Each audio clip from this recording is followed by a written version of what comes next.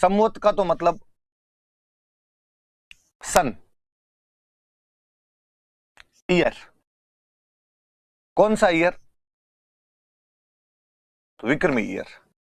मुझे जहां तक थोड़ा बहुत याद आता है, मैंने हिस्ट्री के साथ में थोड़ी चीजें बताई थी कि अपना जो विक्रमी कैलेंडर होता है ये अपने ईस्वी वाले कैलेंडर से 57 साल आगे होता है।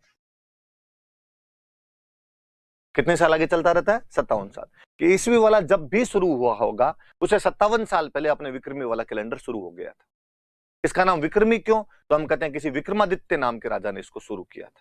हिस्ट्री अभी तक एग्जैक्टली उस पॉइंट पर नहीं पहुंच पाई है कि वो विक्रमादित्य था कौन सा, क्योंकि अपने कई विक्रमादित्य हुए थे।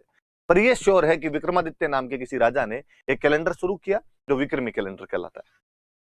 इन्होंने नीचे लिखा कि चंद्रमा आधारित था। हाँ, ये लूनर बेस्ड कैलेंडर है, चंद्रमा आधारित कैलेंडर है, चंद्रमा की गतियों पर आधारित है। कि जहां हम जो ईस्वी कैलेंडर है, ईसाइयों वाला जो कैलेंडर है, ये अपने सूर्य पर आधारित हम कहते हैं कि भाई 365 दिन का होता है ये, तो हम वो कहते हैं भाई पृथ्वी सूर्य का चक्कर किस प्रकार से काटती है उस पर आधारित है ये अपने चंद्रमा जो है पृथ्वी का चक्कर किस प्रकार से काटता है उस पर आधारित ये कैलेंडर बनाया हुआ विक्रमी कैलेंडर।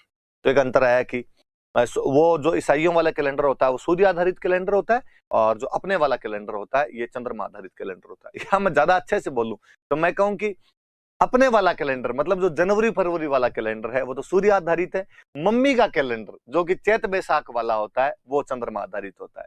और मैं और कहूं कि अपने वाला कैलेंडर मतलब जनवरी फरवरी वाला कैलेंडर, मम्मी वाला कैलेंडर जो कि चैत बैसाख वाला कैलेंडर है उसे 57 साल पीछे है। मम्मी अपने से 57 साल आगे है, चैत बैसाख वाला कैलेंडर अपने से आगे है। तो आप इस बात को यूं भी समझ सकते हैं अपने आप में।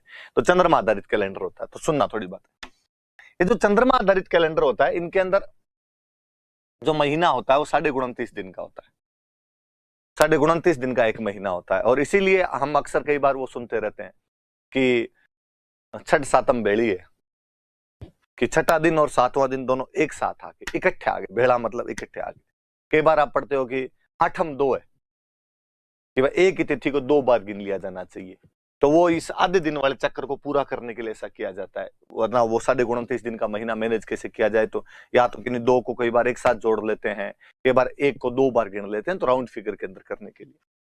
इसमें यदि आप 12 महीनों में दिन देखेंगे तो दिन आएंगे 354 दिन आते हैं। उधर सूर्य वाला कैलेंडर होता है, अपने जानते हैं कि उसके अंदर 365 दिन होते हैं, वो 365 दिन का साल होता है। और ये जो होता है ये 354 दिन का साल होता है। मैं लगभग राउंड फिगर में वापस बात करूं तो मैं कहूं कि इन दोनों के बीच में 10 दिन का गैप है। कि मम्मी वाला कैलेंडर मतलब चैत बैसाख वाले कैलेंडर में 354 दिन होते हैं, अपने वाला कैलेंडर मतलब जनवरी फरवरी वाला जो कैलेंडर है इसमें 365 दिन होते हैं। मतलब अपने वाला कैलेंडर और मम्मी वाले कैलेंडर के बीच में 10-11 दिन का डिफरेंस रहता है। राउंड फिगर में बात करें तो 10 दिन का डिफरेंस रहता है।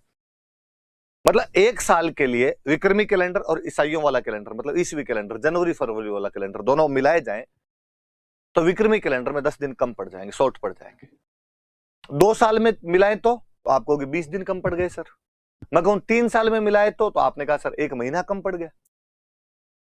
मतलब 3 साल में विक्रमी कैलेंडर में ईसाइयों वाले कैलेंडर में 1 महीने का गैप आ जाता है। ये कैलेंडर 1 महीने पीछे हो जाता है, विक्रमी कैलेंडर 1 महीने पीछे हो जाता है।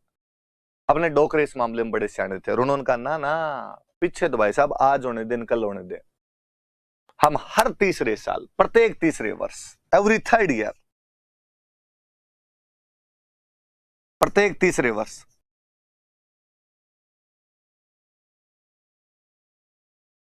एक महीना अतिरिक्त जोड़ देंगे, 1 एडिशनल मंथ। और ये जो अतिरिक्त महीना जोड़ा जाता है इसको अपने बोलते हैं अधिक मास।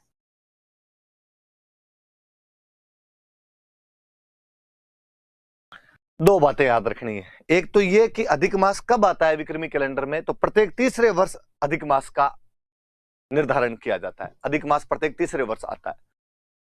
क्यों आता है? ताकि चंद्रमा वाले कैलेंडर को सूर्य वाले कैलेंडर से बराबर किया जा सके। क्योंकि जो ईसाइयों वाला कैलेंडर है, जो ईस्वी कैलेंडर है, जो जनवरी फरवरी वाला कैलेंडर है वो सूर्य आधारित कैलेंडर होता है।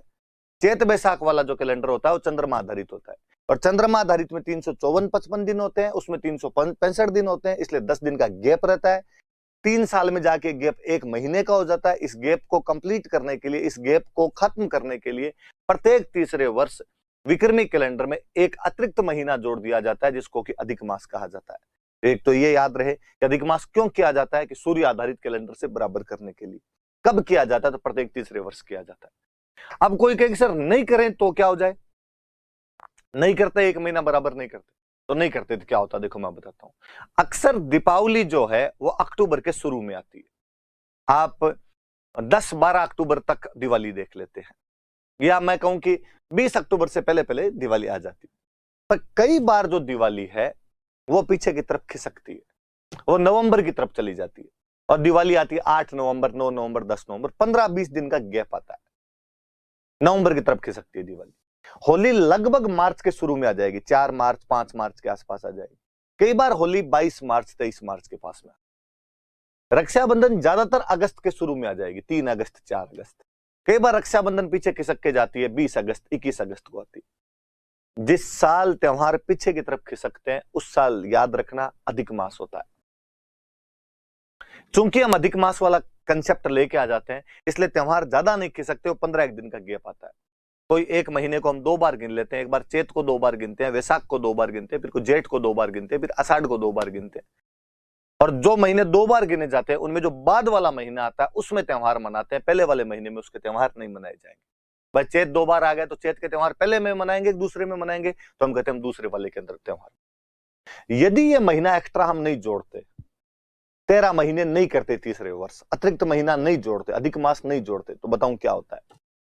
दिवाली एक बार आती है अक्टूबर में, 2-3 साल बाद में आती नवंबर में, थोड़े दिन बाद में आती दिसंबर में, थोड़े दिन बाद में आती जनवरी में, और एक दिन आपको ऐसा लगता है कि आप मध्य गर्मी में जून के महीने में पटाखे छोड़ रहे हैं, ग्लोबल वार्मिंग में और ग्लोबल वार्मिंग बढ़ा रहे होते। और मुझे लगता है ये तो कुछ भी नहीं है। आपके साथ बुरा तो तब होता जब आप दिसंबर के महीने में ठिठुरती हुई सर्दी में रजाई उड़ के सो रहे होते, और आपका कोई दोस्त आप पर ठंडे पानी की बाल्टी ला के डालता और आपको बोलता कि बुरा ना मानो होली है, और आपको लगता है बुरा क्यों ना मानू, मानना चाहिए, पूरा पूरा ठंड के अंदर ठंडा कर दिया, होली खिसकने लग जाती। हमारे बड़ के कितने इंटेलिजेंट थे भाई साहब, त्योहार मौसम के अनुसार खिसकने नहीं चाहिए, उसके आसपास ही रहने चाहिए। इसलिए कहा गया कि प्रत्येक तीसरे वर्ष जो है वो 1 महीना अतिरिक्त जोड़ दिया जाए, जिसको कि हम क्या कहते हैं, अधिक मास कहते हैं।